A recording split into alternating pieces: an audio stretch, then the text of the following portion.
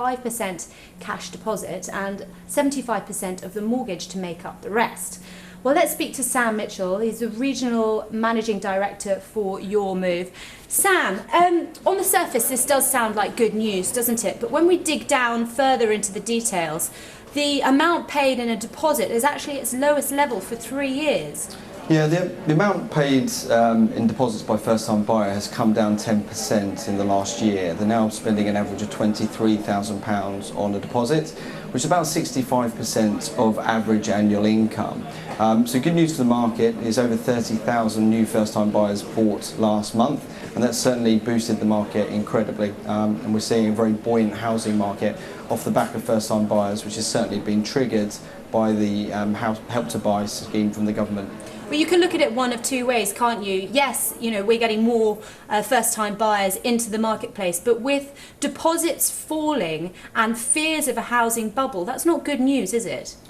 Well, deposits certainly are falling, but I think we need to separate two things: loan-to-value sizes and affordability. So loan-to-value sizes are growing, so people can borrow more by putting less deposits down, but lenders are being stricter about affordability. So we will have seen a lot on the news today about the mortgage market review, which means that lenders are being much tighter and being much more scrutinising your expenditure much more carefully, which means affordability shouldn't be too much of a problem.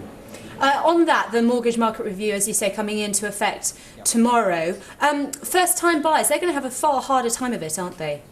Well, it's possible, but the effects here remain to be seen. I think most of the steps that lenders are talking about taking are eminently sensible. People seem to have very short memories. I mean, I worked in the mortgage market in America in 2006, 2007, where people were lending anything to anyone, and we saw how that ended. The world economy pretty much collapsed. So prudence is absolutely sensible. It will make things a little bit tougher, and they will have longer meetings with mortgage brokers, but all we're saying to first-time buyers now is they should plan much further in advance to speak to a mortgage broker and be much more careful with their finances as they're saving a deposit.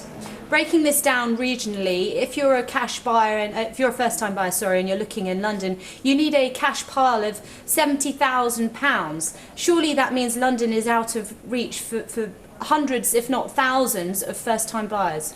Well, I think there's no question that the market in London is incredibly hot and prices are increasing. But as you say, the average first-time buyer deposit is almost £70,000, and yet we've seen the highest number of first-time buyers ever, well, certainly since March 2007 in March, and the highest region in the entire country in terms of proportion of first-time buyers was in London. So while affordability may be getting tougher and the market's certainly getting hotter, first-time buyers are still coming through. The other thing to remember is that first-time buyers, even though prices have gone up, what they pay out every month in their mortgage has tended to come down slightly as mortgage rates have come down over the last year. Sam Mitchell, thank you very much for your time. Let's have a quick look at some of the other stories that we're watching for you this morning. Starbucks has suffered its first fall in UK sales for 16 years. Interestingly, that's come at the same time that the coffee chain got caught up in a tax avoidance row here in Britain. Now, it's in a bit of a pickle. The Gherkin skyscraper has been put into receivership today because the soaring value of the Swiss franc against the pound means that the building's owners haven't been able to meet their debt, which of course is held in the Swiss currency. Facebook is creating its own newswire from news that's shared by its Facebook users on the site.